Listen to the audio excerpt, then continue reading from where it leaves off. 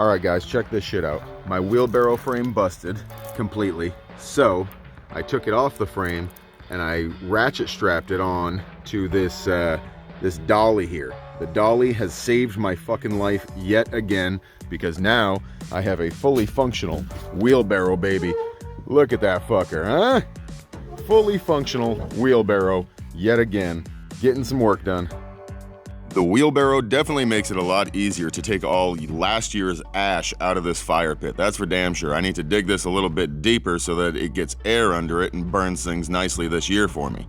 Yeah, buddy. Not only that, but my dad had a bunch of piles of wood kicking around the house here and there, and they kind of got sitting around for about 10 years or so after he passed, and some of the logs were actually absorbed by the earth.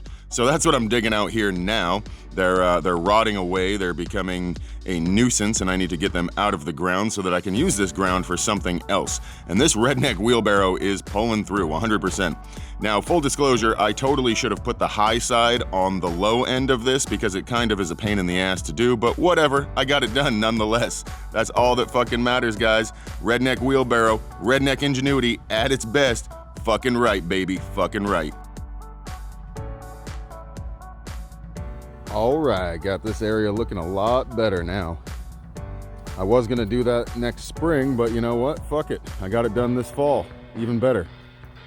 Don't be lazy. Got the fire pit loaded up with all those fucking logs that I pulled out of there. And I know it's a little bit wet, but I got this whole fucking brush pile over there to throw on top of it to make it go up a little quicker. Yeah, you know what I mean? All in all, I'd say the redneck wheelbarrow pulled through for me today.